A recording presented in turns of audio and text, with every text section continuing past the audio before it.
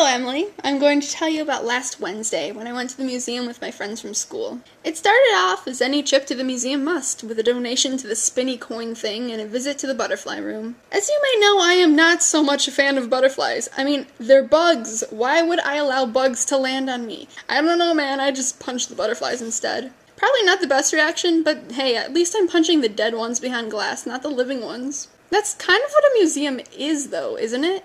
Just dead things behind glass? As we walked through, I kept noticing how present death was. A T-Rex consuming a Triceratops, clothing belonging to an infant who hasn't been alive for centuries, an alligator and a snake in an endless struggle that neither will gain the upper hand in since they're both already dead, buffalo being chased off a cliff by Native Americans, and, perhaps the most haunting, a flock of geese poised in flight in a fake sky. I realized during this trip that museums are basically giant memorials to the past. They serve as informational gravestones for people and civilizations long dead. And as I walked through, I wondered if that's a good thing. Does recreating a past way of life by using waxworks really honor the dead and enlighten the living?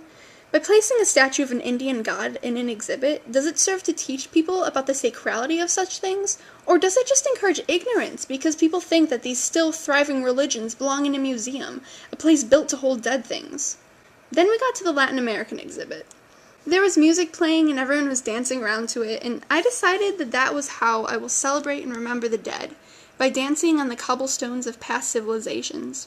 Not in an attempt to show my dominance over them or to flaunt the fact that I'm still alive, but simply to show that humanity is still going. We're still feeling joy and we're still creating and we still build things with people we love. I decided to view museums as reminders that human existence goes on. Life finds a way.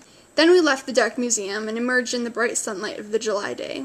We drove in a convertible through the city streets and I observed all the life around me. There are people walking on the lakeshore, there are construction projects underway. And I started to think, when our great civilization of sky and steel falls, how will the people of the future remember us? Will they stick us behind glass, doom us to become one of those exhibits that kids ignore because it's boring? Or will they construct a tiny piece of who we were, allow visitors to walk on streets that resemble our own? Will teenagers dance on our cobblestones?